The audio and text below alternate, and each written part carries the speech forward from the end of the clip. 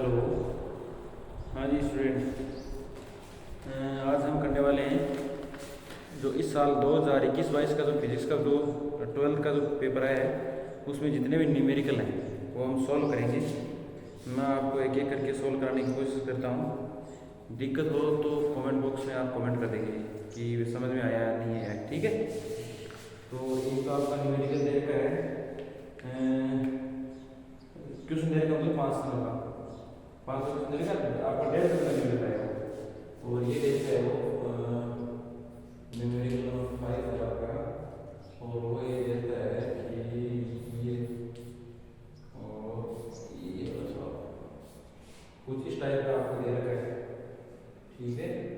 तो हम करने की कोशिश करते हैं कि आपको समझ में आए, ठीक है जी। तो ये लो और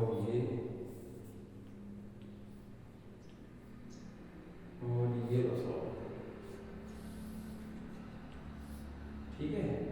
और यहाँ लिखा हुआ है बी और यहाँ लिखा हुआ है ए।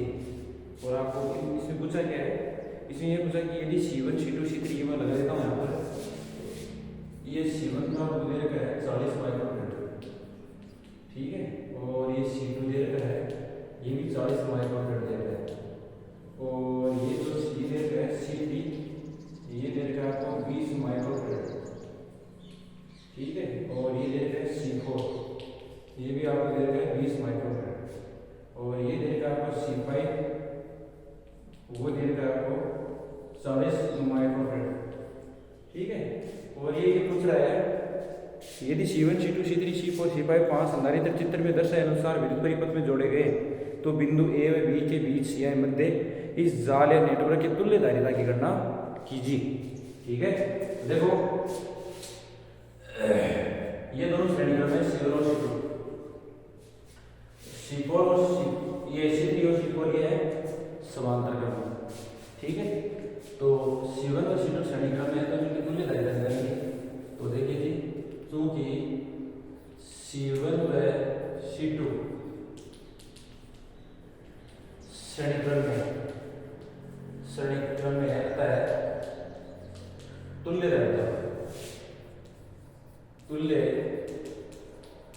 धारिता, ठीक है। तो C एक दो अगर दो संधारित्र जुड़े हुए हैं श्रेणी क्रम में तो उनकी तुल्य धारिता का सूत्र होता है CS बराबर C1 C2 upon C1 plus C2। तो CS बराबर आएगा C1 C2 upon C1 plus C2। तो C1 आपको दे रखा है 40, ये C2 भी 40 दे रखा है, ये भी 40 प्लस 40, ठीक है जी। और ये आएगा माइक्रोफैराड स्क्वायर, ये आएगा नीचे माइक्रोफैराड, तो एक माइक्रोफैराड से कैंसिल हो गया। तो यह जाएगा आपका या CS बराबर क्या आएगा ये आपका, देखो इसको ऐसे रखें आप 40 × 40, ये नीचे हो गया 80 आपका, ठीक है। तो देखो 40 ये 2 कैंसिल हो गया, आ गया 20, अरे ये माइक्रोफैराड है। तो ये तुल्य धारिता कितनी आ गई जी, CS बराबर आ गई 20 माइक्रोफैराड, ठीक है। अब क्योंकि ये C3 और C4 ये समांतर क्रम है, तो देखो ठीक है। तो देखो जी, चूंकि C3 व C4 समांतर क्रम में है अतः तुल्य धारिता, तो C3 बराबर आएगा C3 प्लस C4। तो ये देखो C3 की तरफ देख रहे हैं आपको 20 माइक्रोफैराड देख रहे हैं, C4 भी 20 माइक्रोफैराड देख रहे हैं, तो 20 प्लस 20 तो ये आएगा 40 माइक्रोफैराड, ठीक है। C3 बराबर ये आएगा। अब इसका मतलब कुछ डायग्राम बनाओ, तो इसको यूं लिख सकते हैं, इसको यूं, ठीक है जी। इसको यूं लिख सकते हैं जैसे ये A है और ये है आपका, तो ये आपका एक मतलब इसको से आप यूं लिख सकते हैं बाकायदा, कोई फर्क नहीं पड़ने वाला है। और ये आपका उसका ही इसको यूं आप लिख सकते हैं बाकायदा, ये एक संधारित्र बन चुका है, ठीक है। और इसकी तुल्य धारिता आ गई, ये Cp है आपका तो Cp आपको दे रखा है 40 माइक्रोफैराड, ठीक है जी। और एक आपको संधारित्र U दे रखा है जो C5 दे रखा है आपको, वो दे रखा है 40 माइक्रोफैराड, ठीक है जी। ये आ गया, और ये आपका है CS जो आपको दे रखा है 20 माइक्रोफैराड। अब देखो ये Cp और C जो 5 है C5, ये दोनों श्रेणी क्रम है, तो इनकी भी तुल्यता निकालेंगे, ठीक है। तो चलिए करते हैं कोशिश। आप स्क्रीनशॉट ले सकते हैं अगर आपको समझ में आ गया। देखिए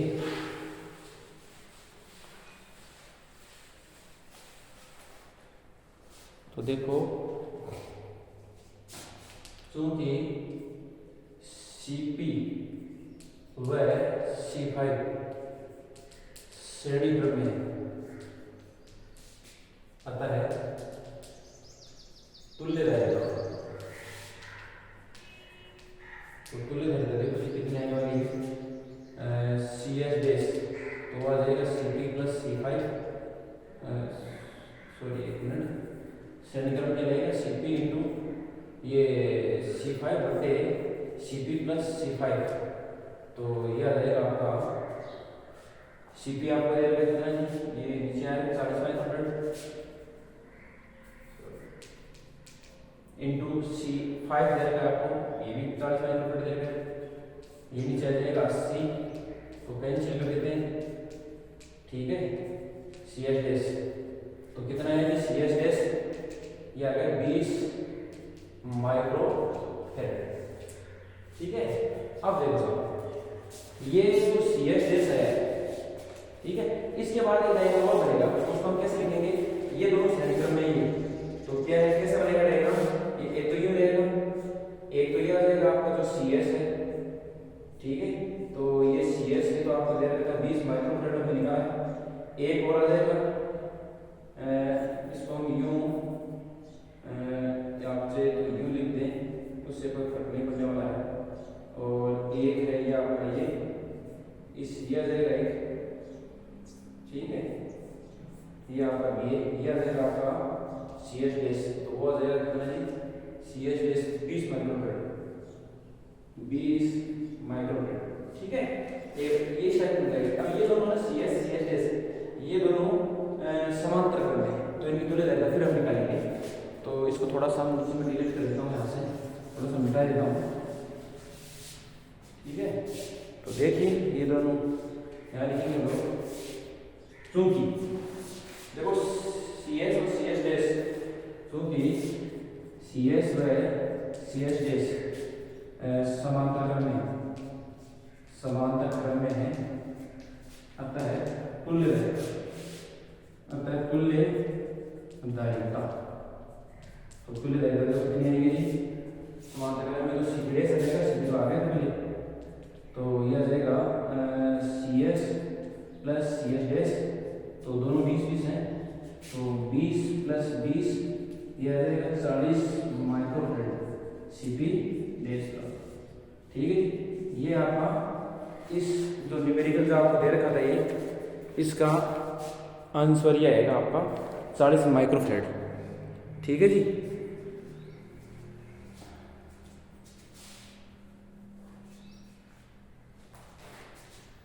ठीक है ना, और इसके बाद है, आप इसका स्क्रीनशॉट जरूर ले सकते हैं, इसके बाद आपका एक दे रखा है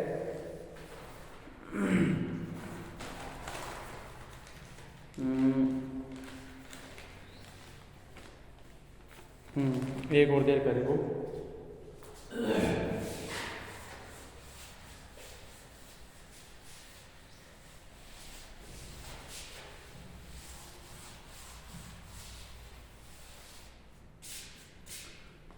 एक देर कहेगा यदि किसी 20 सेंटीमीटर फोकस दूरी के उत्तल लेंस के संपर्क में 25 सेंटीमीटर फोकस दूरी का अवतल लेंस रखा जाता है, तो इस संयोजन से बने संयुक्त लेंस की शक्ति की गणना करो। देखो आपको न्यूमेरिकल नंबर 9 दे रखा है, यानी क्वेश्चन नंबर 9 है, न्यूमेरिकल नंबर 9 नहीं है, क्वेश्चन नंबर 9, और आपको क्या दे रखा है वो लिखेंगे यहाँ पर, तो दिया कि आपको 20 सेंटीमीटर फोकस दूरी के उत्तल लेंस, तो F बराबर दे रखा है 20 सेंटीमीटर, ठीक है। फिर आपको दिया गया कि 25 सेंटीमीटर फोकस दूरी का अवतल लेंस, तो F2 बराबर, तो F2 बराबर क्या देगा कि माइनस का 25 सेंटीमीटर, ठीक है। और ये कह रहा है कि इस संयोजन से बने संयुक्त लेंस की, तो देखो तो आपको ये ज्ञात करनी है। तो देखो चूंकि हम जानते हैं 1/f बराबर होता है 1/f1 प्लस 1/f2, तो 1/f1 कितना जी 20, और ये कितना आएगा यहाँ प्लस का नहीं 1/f2, तो f2 माइनस का जाएगा तो माइनस का आएगा 25, ठीक है। अब एलसीएम कितना आने वाला है बताइए, तो यह आ जाएगा आपका एलसीएम यहाँ पर 100, ठीक है। तो 20 से 25 100, 5 को 1 से मल्टीप्लाई करके 5 माइनस 25 4 100, तो ये आ जाएगा, ठीक है जी। या 1/f बराबर क्या है 1/100, ठीक है। तो यहाँ पर f बराबर क्या आएगा जी 100 सेंटीमीटर, मतलब जो दो लेंसों को एक साथ रखा गया है तो उन जो संयुक्त फोकस दूरी है वो आएगी 100 सेंटीमीटर। अब ये पूछ रहा है कि संयुक्त जो लेंस है उसकी शक्ति बतानी है आपको, संयुक्त लेंस की फोकस दूरी आ गई 100 सेंटीमीटर, तो उसकी आपको शक्ति बतानी है। तो चूंकि हम जानते हैं लेंस की शक्ति, लेंस की शक्ति, तो P बराबर होती है 1/f, तो ये हो जाएगा 1/100, 1/100, तो ये आपका आ जाएगा, ये आ जाएगा साहब आपका 1/100 आएगा, ठीक है जी। तो इसको हम ये लिख सकते हैं या तो ये या फिर ये P बराबर आ जाएगा 1/f, ठीक है जी, ये आएगा साहब, ठीक है। और इसके अलावा एक न्यूमेरिकल आपको और भी दे रखे हैं, वो भी देखो मैं आपको बताता हूँ।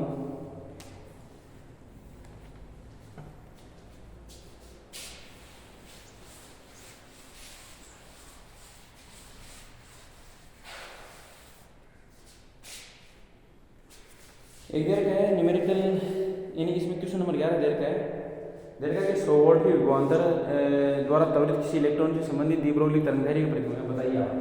तो ये मतलब क्वेश्चन नंबर 11 है, तो आपको दिया है V बराबर 100 वोल्ट, ठीक है। लेमड़ा ये आपको कुछ है, तो क्योंकि हम जानते हैं कि तो लेमड़ा ये बड़ा होता है 12.27 एंगस्ट्रॉम बटे √v, तो 12.27 एंगस्ट्रॉम बटे v कितना जी आपको उसको दे देते, तो ये 12.27 एंगस्ट्रॉम बटे 10, तो या लेमड़ा तो ठीक है। फिर इसका भाग करेंगे तो यह जैसा 1.227 एंगस्ट्रॉम, ये आपका आंसर हो जाएगा, ठीक है। और इसके बाद आपको दे रखा है एक गेट वाला और दे रखा है, ठीक है, आसान सा कोई नहीं है, तो वो भी देखिए आप।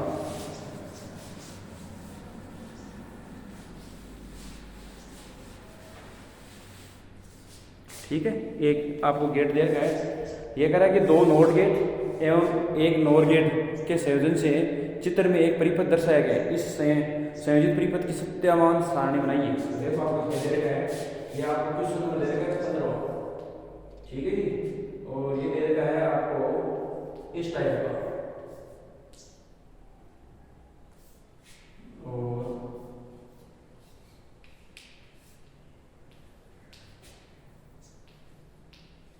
ठीक है जी, और इस टाइप का आपको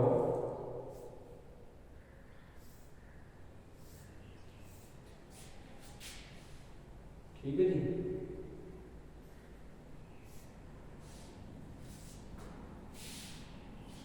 इस टाइप का कुछ आपको दे रखा है साहब, ठीक है। ये कह रहा है कि 2 तो नोट गेट है, तो ये दोनों नोट गेट लगे, ठीक है, और एक नोर गेट है, तो ये रहा नोर गेट। तो ये कह रहा है कि संयोजित परिपथ की सत्यामान सारणी बनानी है, तो देखो बिल्कुल बना सकते हैं। तो देखो यहाँ पर जाएगा ए बार, यहाँ बी बार आएगा, और यहाँ पर ये और गेट है, यहाँ से पहले तो यह आएगा ए बार प्लस बी बार, और ये नॉट गेट आ गया तो यह आ जाएगा ए बार प्लस बी बार का बार, ये होगा। तो सत्यमान सारणी होना चाहिए, सत्यमान सारणी। देखिए क्या क्या होने वाला है सत्यमान सारणी में। तो देखो पहला ये ए, उसके बाद बी, उसके बाद ए बार, उसके बाद बी बार, ठीक है, उसके बाद है ए बार प्लस बी बार, ठीक है, फिर है ए बार प्लस बी बार का बार। इतना बनाते थे क्या होता है। तो देखो ये जीरो, ये जीरो, एक एक, दोनों को ऐड कर लेते तो एक, उल्टा लेते तो जीरो, ठीक है, फिर दिया एक एक, तो जीरो जीरो जीरो और एक, ठीक है जी। फिर इसका दिया जीरो, इसका दिया एक, इसका जीरो, ऐड करेंगे तो एक, ये आएगा जीरो, ठीक है, ये आएगा एक जीरो, तो यह आ जाएगा जीरो, और ठीक है, इसका उल्टा आ जाएगा जी, और बी बार में इसका उल्टा आ जाएगा एक, यहाँ पर भी एक, ये जीरो, ठीक है, बस इतना ये बनेगी सत्यमान सारणी। तो देखते हैं देख, तो यहाँ पर है हम निकालेंगे ए डॉट बी निकालेंगे, देखिए, ठीक है, तो ए डॉट बी निकाल के देखते हैं क्या आता है, ठीक है। तो जीरो डॉट जीरो तो जीरो, फिर ए डॉट एक तो एक, जीरो डॉट एक तो जीरो, ए डॉट जीरो तो भी जीरो। मतलब ये जो दो नॉट गेट और एक नॉट गेट ये मिला देते तो ये एक तरह के एक मतलब एंड गेट की तरह व्यवहार करते हैं, मतलब दो नॉट गेट और एक नॉट गेट मिल जाते हैं। तो ये तो आपको जो संयोजन दे रखा है बड़ी संयोजन गेटों का, ये आपको एक एंड गेट की बात ही बात कर रहे। देखो आप एंड गेट के अंदर बुलियन संयोजन लगाए, संख्या लगाई, तो ये फॉलो हो रही है, ठीक है।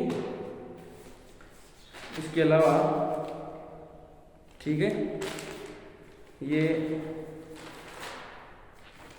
इसके अलावा भी हम देखते हैं, देखिए कौन कौन सी न्यूमेरिकल आए हैं।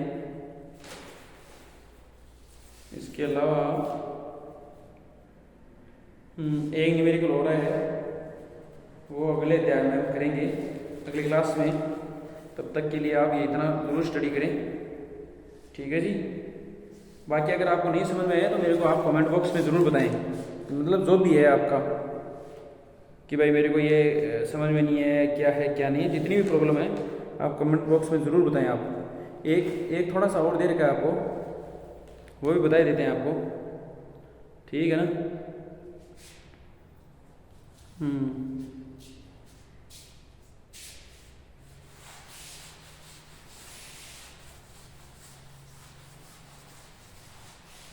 एक ऑब्जेक्ट का क्वेश्चन दे रखा है कि मीटर सेतु के प्रयोग में ए व बी के मध्य आर 3 ओम प्रतिरोध प्रयुक्त करने पर ए से 20 सेंटीमीटर की दूरी पर शून्य विषय प्राप्त होता है, तो अज्ञात प्रतिरोध एस ज्ञात करें आप, ठीक है। मतलब आपको क्या दे रखा है, इस टाइप से रहेगा, कुछ इस टाइप का आपको दे रखा है।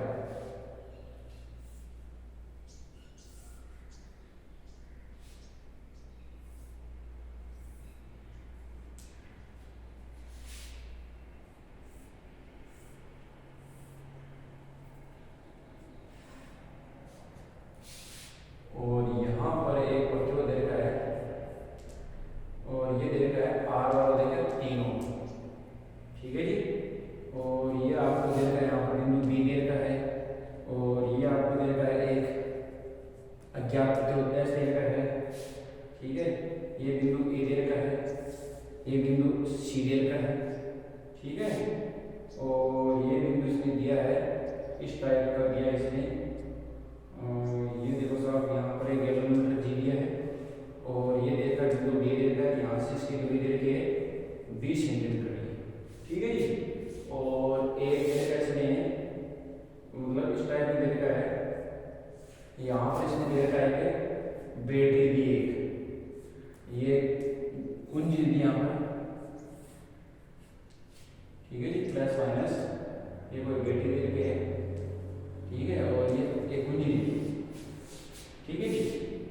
ये ऐसा ऐसा आपको ज्ञात बताना है।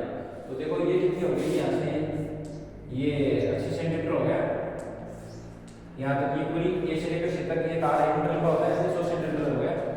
तो ये बी से लेकर सी तक ये 80 सेंटीमीटर है और ए से डी तक अगले भी है कैसा 20 सेंटीमीटर। आपको ज्ञात प्रतिरोध से अपना अगला निकलेगा कि संतुलन ये जो दे रखा है ये मीटर से तो ये संतुलित अवस्था में दे रखा है। तो संतुलन अवस्था का मतलब लगा देंगे हम लोग। तो ये तो देखो पी है, ये तो इतना, ये क्यू है, ये आर दे रखा है एस। तो देखो जी संतुलन मीटर से तो की संतुलन अवस्था का प्रतिबंध, तो संतुलन अवस्था का प्रतिबंध, तो देखिए तो वो हो जाएगा पी बटा क्यू बराबर है आर बटे एस। तो पी कितना आपका 20, ठीक है, क्यू कितना है 80 सेंटीमीटर, यहाँ पर भी सेंटीमीटर कैंसिल हो जाएगा यहाँ पर। आर कितना है 3 ओम, ठीक है, और ये एस, ठीक है। तो देखो कटिंग लेते हैं 20 को 20, 20 तो 80, तो ठीक है, तो ये 1/4, तो 1/4 बराबर जाएगा 3 बटे एस। फिर समान लेते हैं तो एस को देख से और ये तो एस बराबर आ गया 4 की 12 ओम। तो इसमें ये आपका दे रखा है, दे रखा है जी आंसर। तो इस पर आप टिक लगे नहीं ऐसे, ठीक है। तो आज के लिए इतना ही, बाकी अगली क्लास में बता देंगे जो कुछ भी इसमें न्यूमेरिकल वगैरह है, ठीक है। आज के लिए इतना ही, धन्यवाद। फिर कभी मिलते हैं, कल ही मिलते हैं, अगली क्लास में मिलते हैं, ठीक है।